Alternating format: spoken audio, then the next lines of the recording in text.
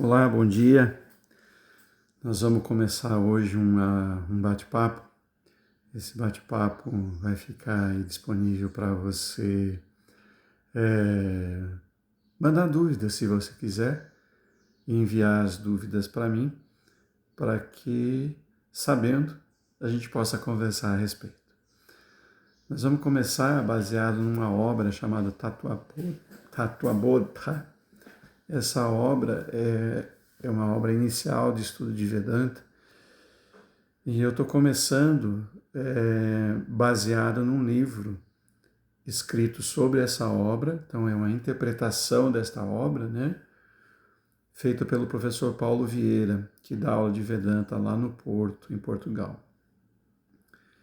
E agradeço imensamente aí a oportunidade de fazer isso ao Senhor, que tudo faz, ao professor Paulo, que escreveu essa obra, e aos meus professores que me deram a possibilidade de entender um pouco mais a respeito disso. E aí vamos lá, é assim. Nós fomos acostumados a ver este mundo que nos cerca como sendo um mundo material, dividindo material e não material. Como assim? O material é tudo que eu vejo, tudo que eu toco, que eu sinto, tudo que eu vejo com os meus olhos, que eu toco com os meus dedos, que eu consigo degustar com a minha língua, tudo isso é material. E o que não é material seriam emoções, seriam sentimentos, pensamentos, isso não é material. Então nós vamos começar agora falando disso de uma forma um pouquinho diferente. Pela ciência atual, a gente sabe que nada é de fato material no sentido literal da palavra. Nós temos objetos tangíveis, ou seja, eu posso tocar com as minhas mãos, ele tem tangibilidade. Assim, esta mesa onde está apoiado o equipamento, eu consigo tocar meu corpo, eu consigo tocar minhas roupas, consigo tocar outras pessoas, consigo tocar tudo que tem aqui que eu posso ver. Porque quando você vai ver a matéria, à medida que você vai mergulhando na estrutura dela, você percebe que existe mais espaço do que de fato matéria. Entre os átomos vai ter muito espaço. E esse espaço a gente não percebe. Por quê? Aqui também é assim. Só que existe uma repulsão da nossa mão entre uma mão e outra, senão elas cruzariam. Por quê? Porque os átomos sofrem essa repulsão eletromagnética, vamos dizer assim, que acontece ao nível atômico e que permite que a gente tenha essa sensação de tangibilidade, tá certo? Partindo disso, nós vamos ver que tudo ao nosso redor é assim, do mínimo, do micro que a gente está acostumado a não ver, mas tem o conceito de que existe, que é o átomo, até as macroconstruções do universo, como planetas, estrelas, galáxias, aglomerados de galáxias e por aí vai. Então, a tangibilidade da matéria, ela é real, a gente percebe essa tangibilidade com os nossos sentidos. Mas a realidade dela não é absoluta. Por que ela não é absoluta? Porque quando você mergulha dentro dela, você percebe que ela é tangível. Mas o que mais existe na matéria é espaço. Espaço que está mantendo coeso aqueles átomos ali, dando essa sensação de que isto aqui é sólido e não é sólido. Não de forma absoluta. De forma relativa ele é sólido. Com relação à minha mão, uma mão é sólida com relação à outra. Essa realidade, ela é relativa, porque tem coisas que perpassam pela minha mão, vão de um lado para outro, que ultrapassam os meus átomos e eu nem percebo. Dito isto, nós vamos partir agora para uma outra situação. Nós vamos chegar lá na frente a uma compreensão maior disso, mas este início é necessário. Este início, falando da tangibilidade da matéria, é necessário.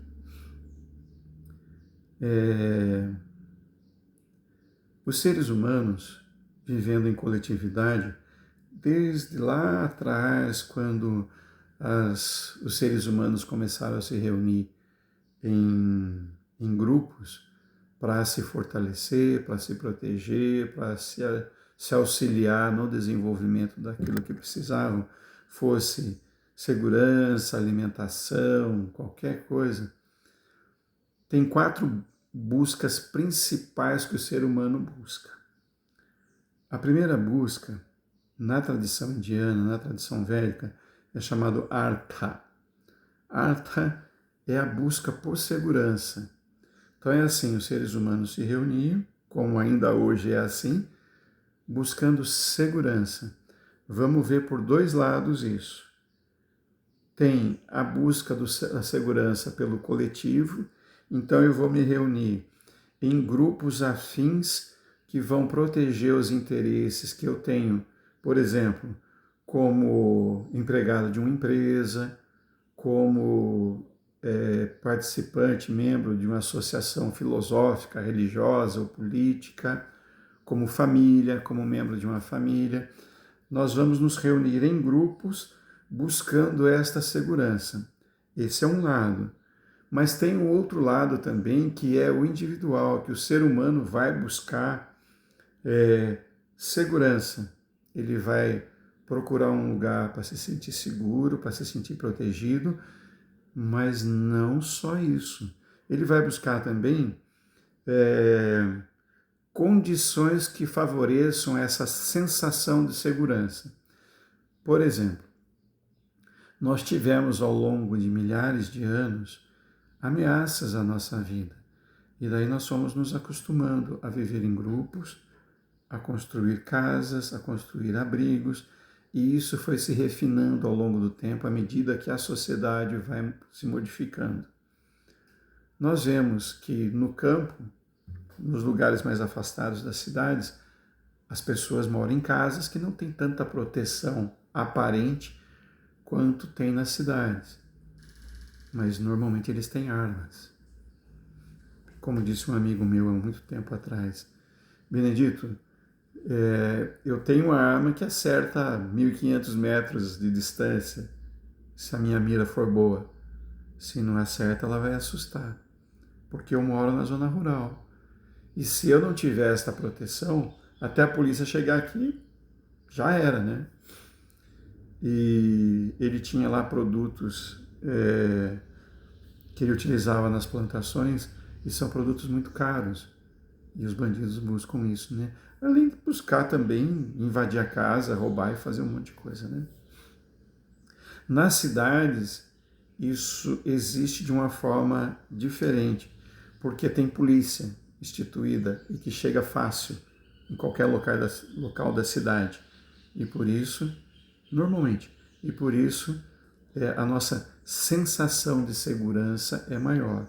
Mas existe uma segurança íntima que nós buscamos em situações de vida, em situações de trabalho, em situações de pensamento, em situações de crença. Isso também é segurança. Então, se a gente for destrinchar isso, o negócio vai ficar longo. Mas esta busca primeira se chama Artha. Depois, a segunda busca é Kama.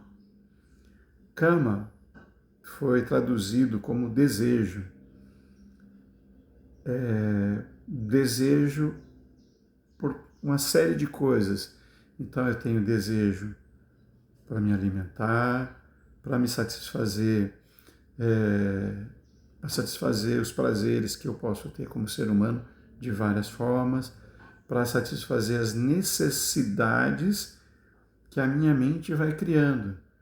De desejo, eu desejo um carro, eu desejo uma casa, eu desejo um objeto, eu desejo uma pessoa, eu desejo tranquilidade. Isso foi traduzido como desejo. Mas a gente pode falar que kama é também a busca pelo conforto. Então é assim, eu estou buscando o conforto e por isso eu preciso de algo que satisfaça essa necessidade íntima minha. Por exemplo, eu estou com fome, eu tenho desejo de comer. Eu vou lá, como, se estabelece um conforto físico, porque eu satisfiz uma necessidade interna minha. Eu vejo uma pessoa, tenho desejo sexual, desejo de comunhão com essa pessoa. Quando isso acontece, eu tenho essa satisfação interna por aquilo que eu acabei de realizar. E isso se estende também, como o primeiro, por várias outras situações. Aí a terceira situação é o dharma, que é traduzido como aquilo que é correto em algumas situações. Mas também pode ser dito que é aquilo que é necessário. Então é assim, eu tenho artha, que é a busca por segurança, tenho kama, que é a busca pela satisfação das minhas necessidades, melhor do que desejo, das minhas necessidades, traduzido também como desejo, e eu tenho dharma, que são as regras que vão regular essas outras duas buscas. Então o dharma vai regular as buscas por artha e kama. Que regras são essas? Essas regras nem sempre elas estarão em acordo com a lei, com a nossa lei. Por quê? Porque a nossa lei ela é criada para satisfazer situações, para dirimir, para resolver situações de conflito que existem no nosso dia a dia, na vida em sociedade, na minha relação com o outro, na relação de propriedade com o outro. O dharma ele é maior do que essas leis. Essas leis elas nascem de acordo com o desenvolvimento humano, mas elas são mutáveis, elas vão se transformando ao longo do tempo. Porque o que era válido legalmente lá atrás, hoje já não é. O dharma não. O dharma, ele protege aquilo que deve ser realizado. E às vezes o que deve ser realizado não está de acordo com a lei que nós temos hoje. Ela pode extrapolar a lei. Um exemplo básico, que lógico é discutível, mas vamos lá. Você percebe, você está num determinado ambiente e você percebe que tem alguém armado que vai sacar da arma e vai atirar em outras pessoas. Um exemplo extremo. E você tem toda a possibilidade física, além de armamento ou condição, de parar com isso, de fazer com que isso não aconteça.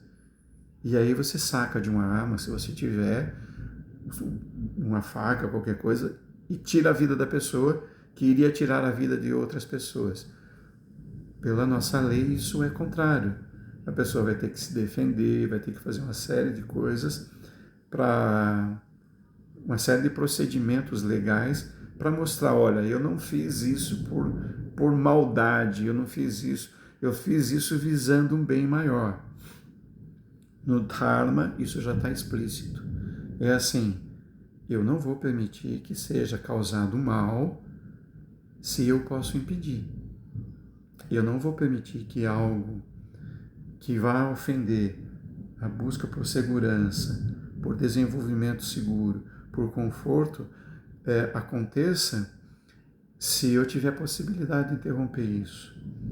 Esse é um entendimento do dharma, mas ele é cada vez mais extenso, profundo e vai mostrando para você para onde ir.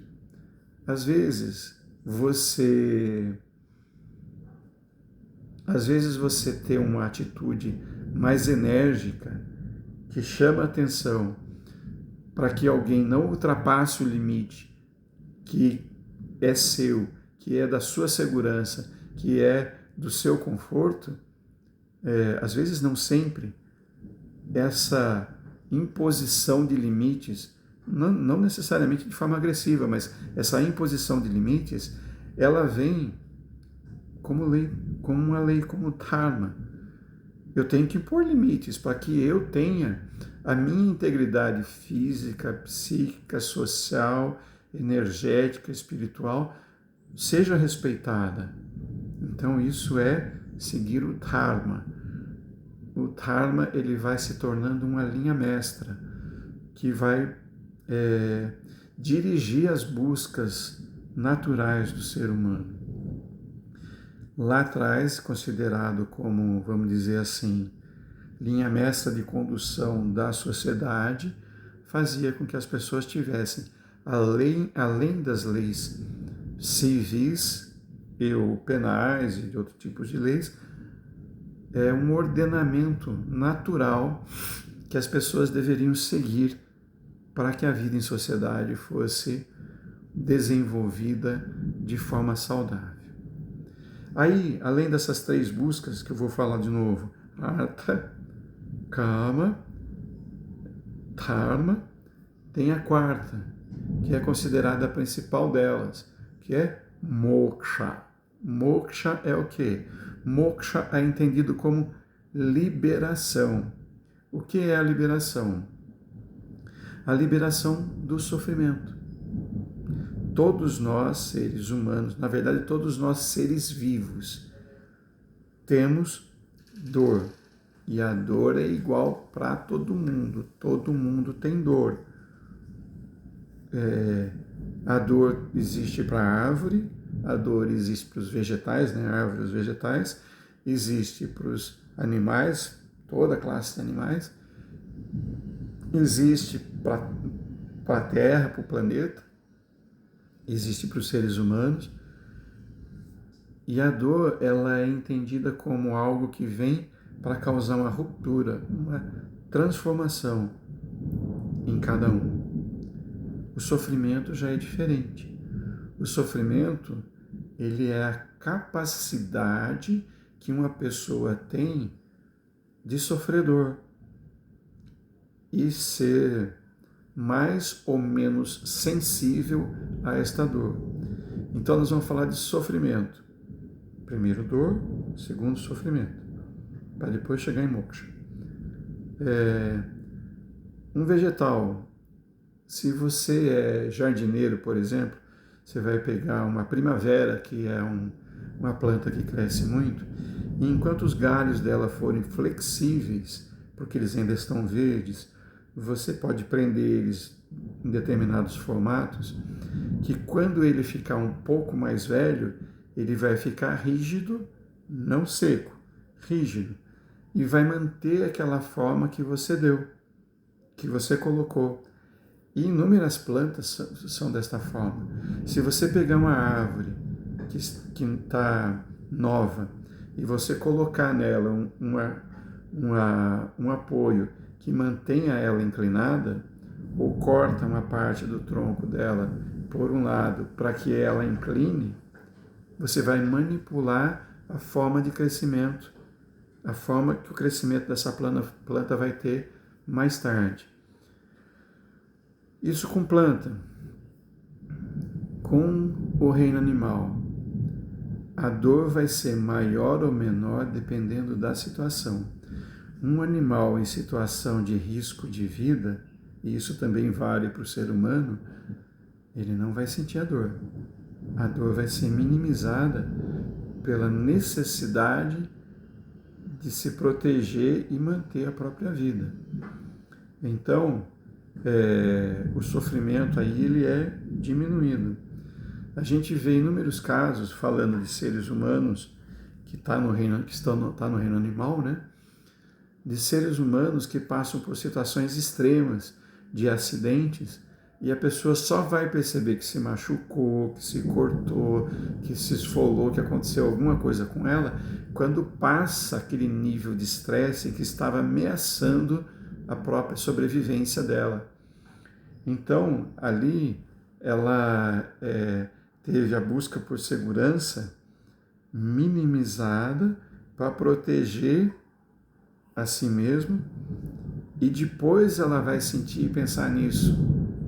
Normalmente vai sentir dor, vai sentir uma série de coisas. E quando você trabalha pesado em alguma coisa, por exemplo, gosto de planta, eu vou cortar a planta, eu tenho uma tesoura de poda. Essa tesoura de poda, ela machuca. O que acontece? Na hora que eu estou fazendo, eu não sinto.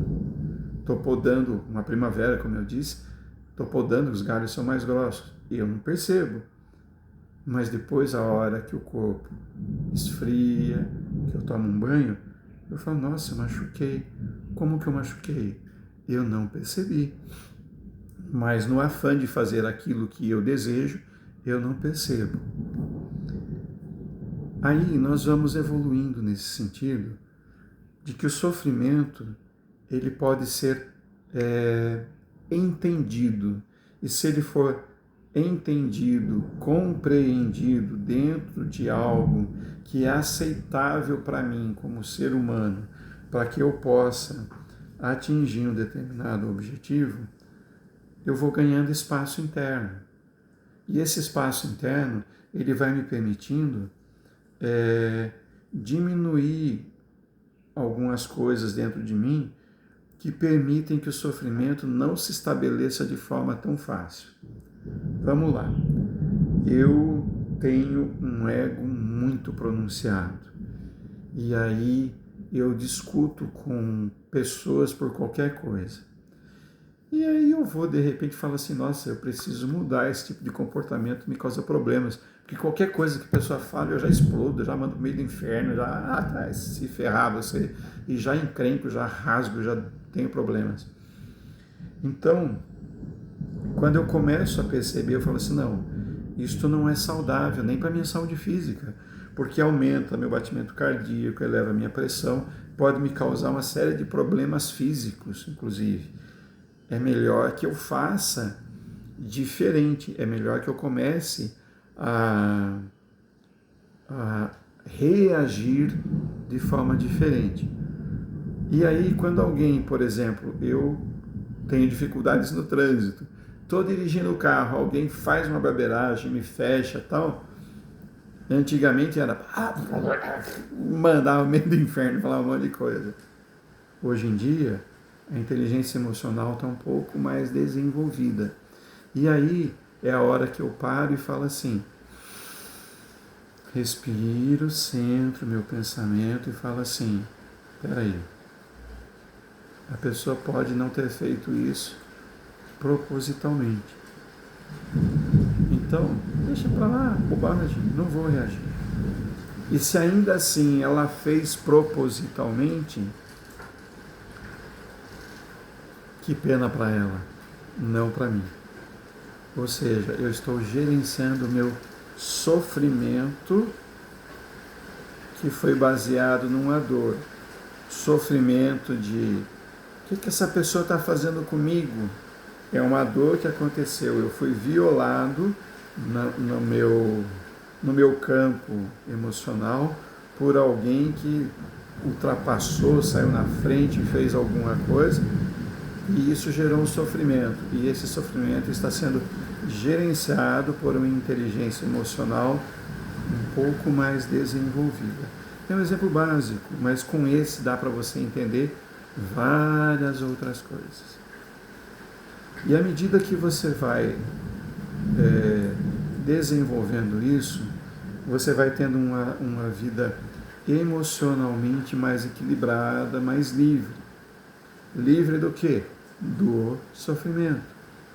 Moksha é considerado a liberação total do sofrimento.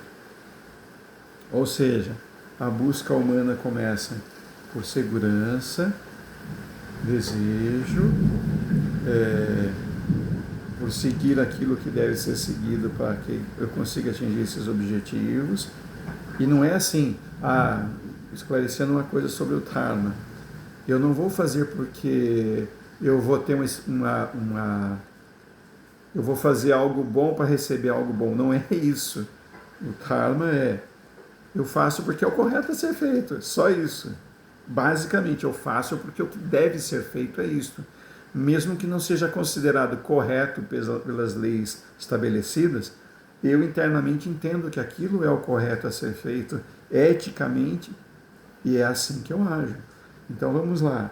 São artha, kama, dharma, moksha, que seria o estágio final da liberação. Então, liberação do quê? Do sofrimento, da identificação com eu ser uma pessoa pequena, que não tenho capacidade de fazer uma série de coisas, com objetivos que a sociedade tem e que não são meus objetivos, com coisas que eu penso a meu respeito, principalmente, e que outras pessoas também vão pensar. Então, moksha, assim como todas as outras buscas, ela vai se ampliando à medida que você vai entendendo.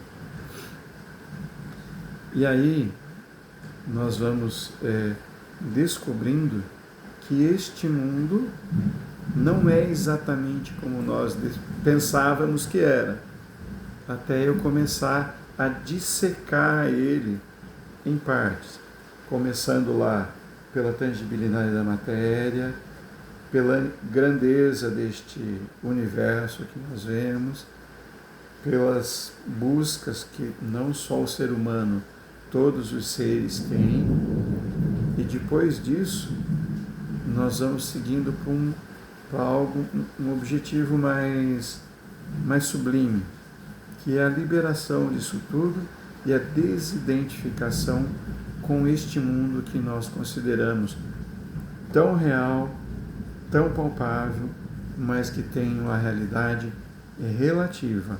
Ao longo do estudo que a gente está iniciando hoje, nós vamos perceber o quanto esta realidade é relativa e o quanto eu posso modificar meu comportamento no dia a dia, na minha vivência com a minha família, com os meus colegas de trabalho, com as pessoas em geral com quem eu convivo, para que eu tenha realmente uma vida mais saudável.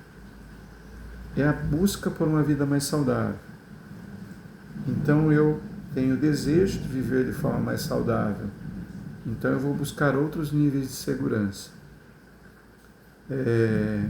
Aí eu tenho desejo de uma vida mais saudável, vou buscar outros níveis de segurança e conforto internos. E para isso eu vou usar um novo regramento, que é o mesmo dharma, só que visto de um outro plano, de uma outra forma. E a liberação, moksha, também vai mudando. Você vai entendendo a liberação de outra forma. Paramos por aqui porque já foi extenso. Espero que você aproveite.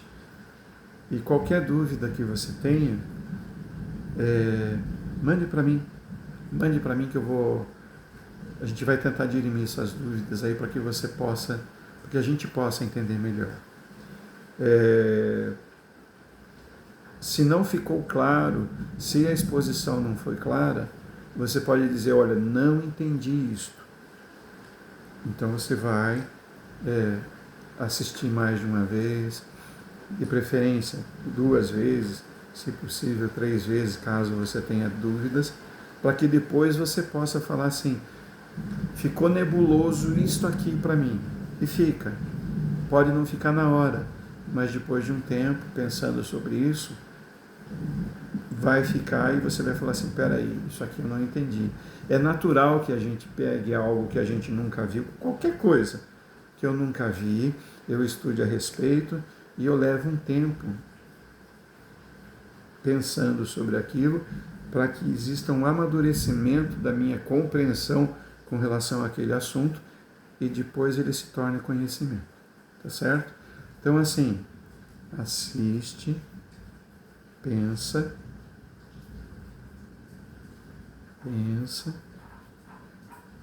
assiste de novo, pensa de novo, e daí fala assim, peraí, mesmo pensando as dúvidas estão surgindo. Só não vai ter dúvida quem não pensar a respeito. Depois que você pensa, que você estuda de forma mais profunda, as dúvidas aparecem, alguém te auxilia, as dúvidas são sanadas e você pode seguir para o próximo passo. Obrigado por estar aqui, por assistir e espero que a gente se encontre novamente para que a gente possa continuar estudando. Um bom dia, Deus nos abençoe e que a gente possa seguir com tranquilidade nessas 4 buscas que todos nós temos. Muito obrigado.